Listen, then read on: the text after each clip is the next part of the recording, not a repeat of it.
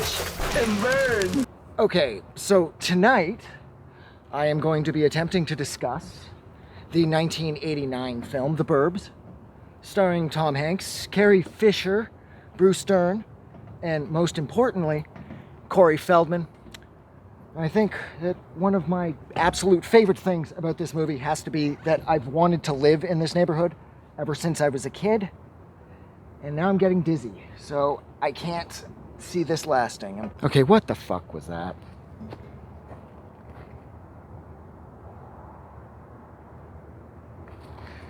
There's, of course, a forest behind me, of course, opposite the houses there. And I hear noises. So yeah, I think my favorite thing about this movie did have to be growing up how I absolutely wanted this to be my neighborhood. I loved how colorful this movie was. I loved how sort of quirky, crazy everybody is in this little cul-de-sac. Even the garbage men, one of which is played by Dick Miller, they're a little off as well. I mean, you got Tom Hanks and Carrie Fisher, who are probably the two most seemingly normal people in the area. You've got his best friend, who's just trouble. You have Corey Feldman, who's supposed to be painting the front of his parents' house while they're away, but he does nothing but hang out with his friends and watch the chaos in the area, or in the neighborhood, sorry.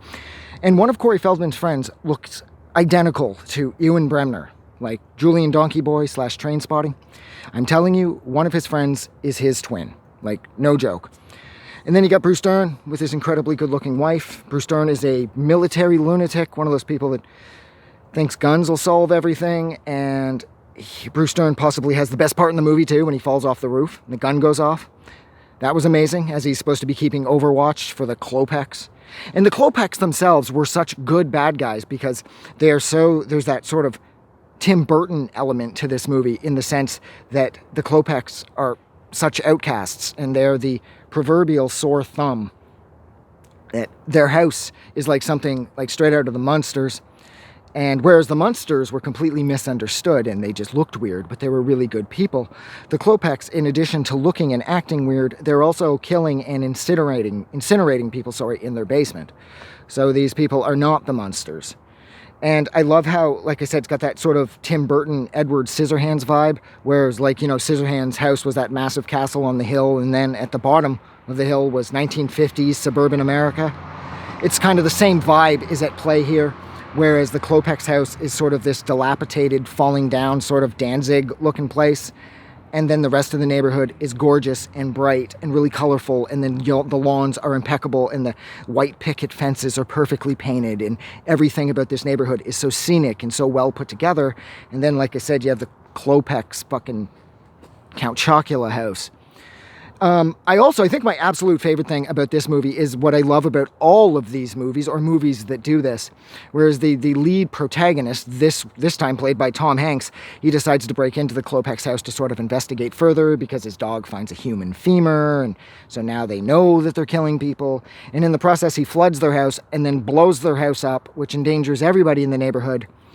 And he's going to prison for this. The detective is throwing every possible charge at him, saying, like, buddy, you're done because, trespassing, breaking and entering. And then he blew their house up and put everybody in danger and blah, blah, blah. And so Tom Hanks is going to prison.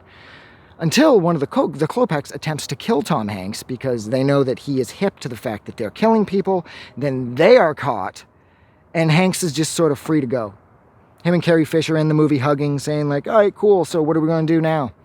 And it's like, look, I don't care if you did expose a family of murderers in your neighborhood. You can't blow up their house. You're still going to do time yourself. There's no way around that.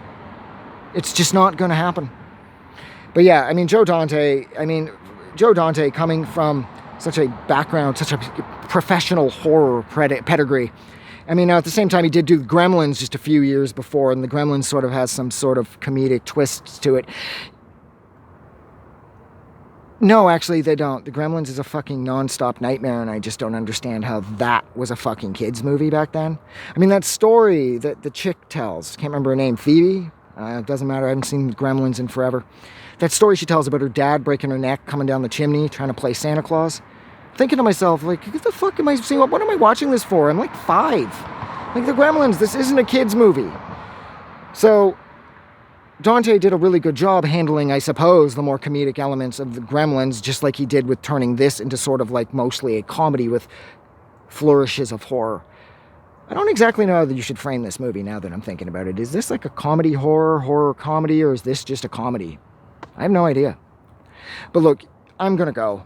This entire discussion has been pointless, and I've said nothing smart whatsoever. So I totally understand if you've tuned out by now. Metrics are showing that people are staying tuned in longer, but I seriously doubt you should for this one, because this was a fucking train wreck. But, like always, if you liked this train wreck, don't forget to do something nice for somebody. But please, most importantly, don't forget that the world is a better place because you are in it. I'm gonna go. Have a good night.